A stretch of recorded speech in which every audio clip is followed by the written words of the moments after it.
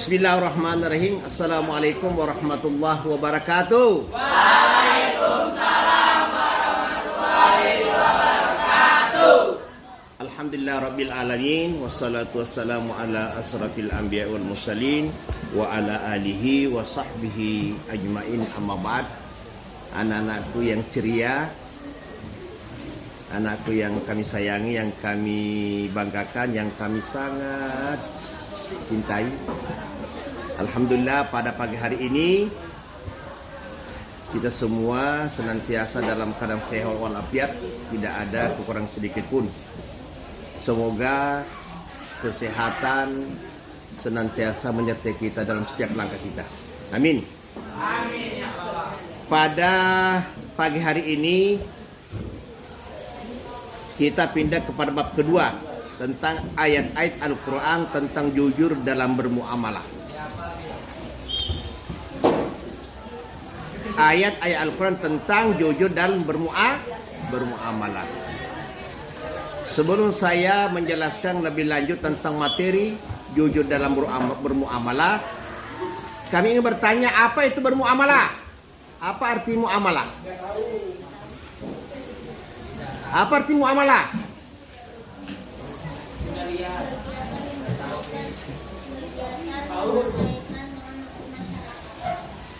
Jadi bermuamalah itu secara garis besarnya adalah hubungan manusia dengan manusia lainnya. Contohnya apa? Nah, kita lihat nanti.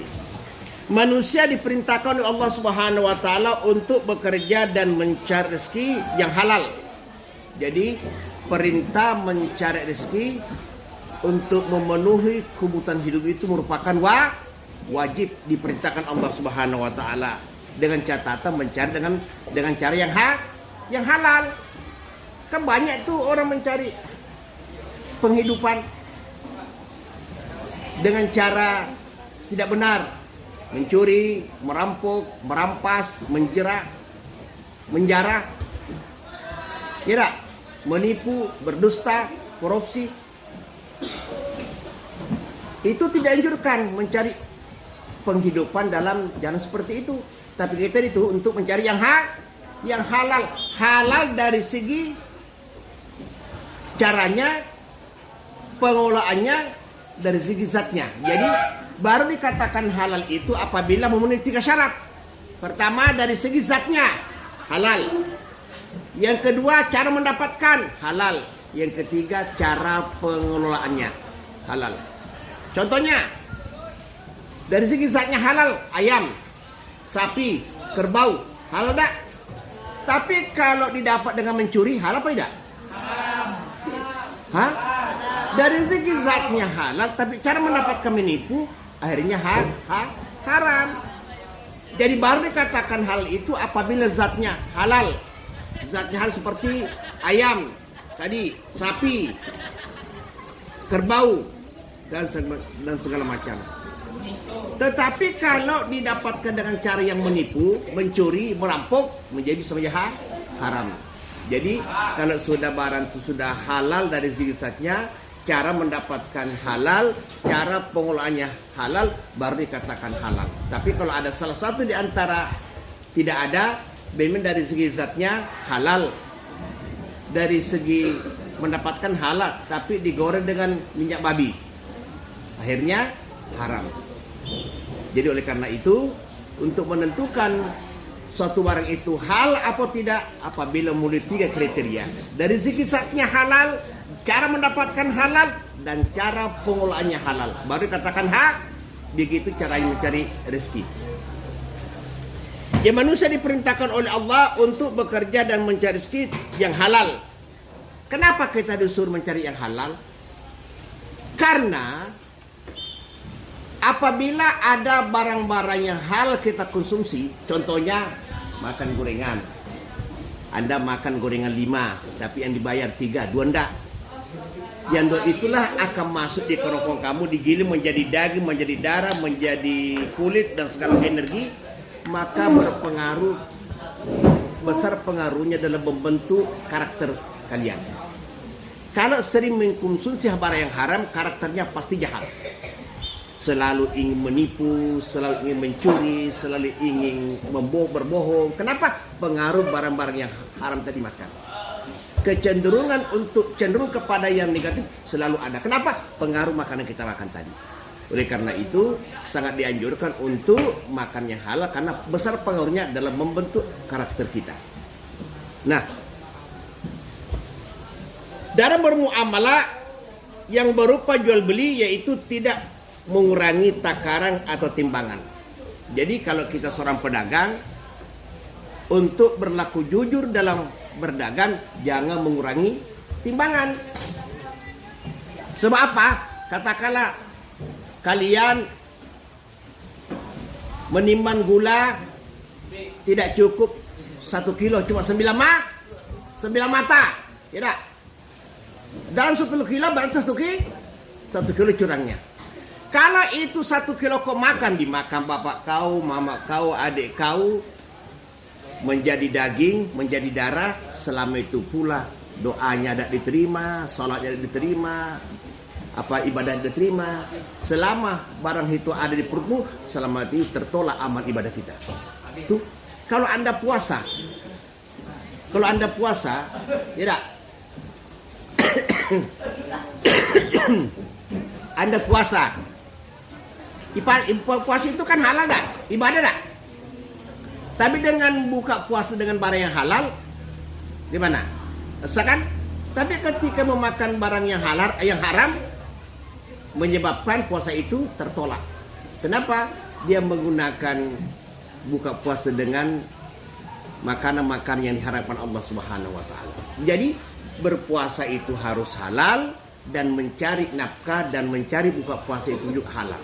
Kalau ada salah satu di antaranya tercelah, katakanlah saudara sholat tapi dengan menggunakan pakaian haram, beli baju hasil korupsi, beli baju hasil curian, dibeli baru bagi pergi salat tarawih, bersedekah dengan uang yang haram, bagaimana hukumnya itu? Kalau saudara melaksanakan salat tarawih dengan menggunakan baju baru, di mana baju itu dibeli dengan uang yang haram, bagaimana kedudukan salat itu? Tertolak. Kenapa? Karena ibadah itu sendiri diperintahkan. Tapi saudara kalian menggunakan baju yang haram untuk salat, menyebabkan salat kita tertolak karena ada barang haram melekat sama badan kita. Apalagi kalau seperti makanan. Kalau pakaian ini bisa dibuka, tapi kalau makanan menjadi daging, tidak ada pencucinya kecuali api neraka. Ibadahmu tertolak. Orang di dalam dirinya ada barang yang haram, maka tertolak ibadahnya. Tidak diterima hajinya, tidak diterima doanya, diterima salatnya, semua kebaikan tertolak karena ada barang haram melekat dalam dirinya. Oleh karena itu, kita dituntut oleh Allah untuk mencari nafkah, memenuhi kebutuhan hidup dengan cara yang halal. Tuh. Misalnya gini, Anda seorang pedagang menjual kacang, ada kacang biasa, ada kacang super. Kacang yang biasa dilengkan tempatnya, kacang super dilengkan tempatnya. Jangan dicampur, menjadi satu. Harga super 25.000 sekilo.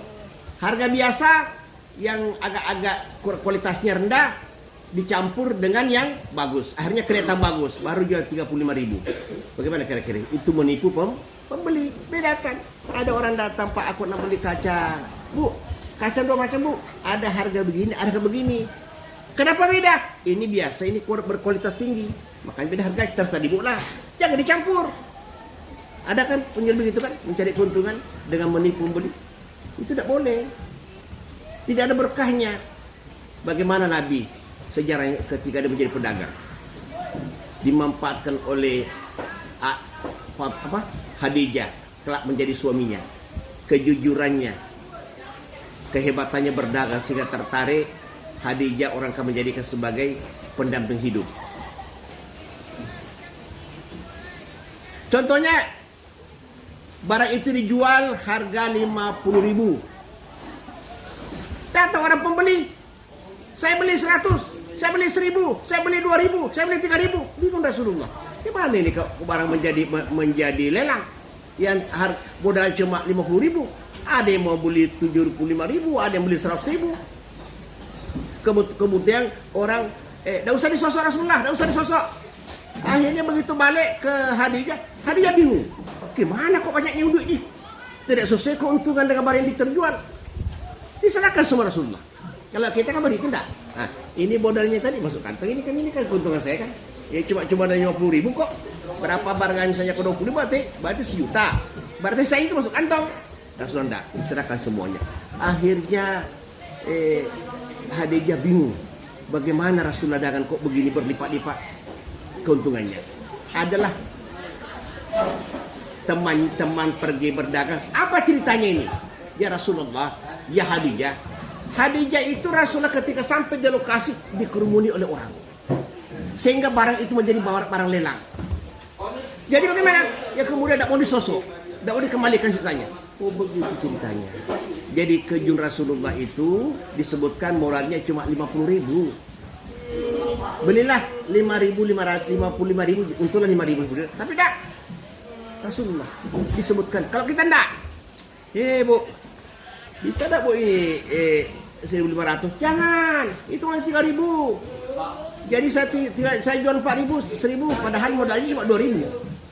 Nah, itulah keberkahan hilang, kepercayaan hilang. Orang tidak percaya.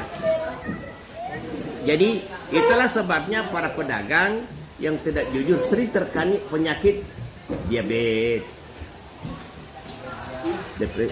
depresi, macam-macam. Karena akibat karena makanan dia makan itu adalah hasil tipuan, tidak jujur. Oleh karena itu di dalam bermuamalah diperlukan kejujuran.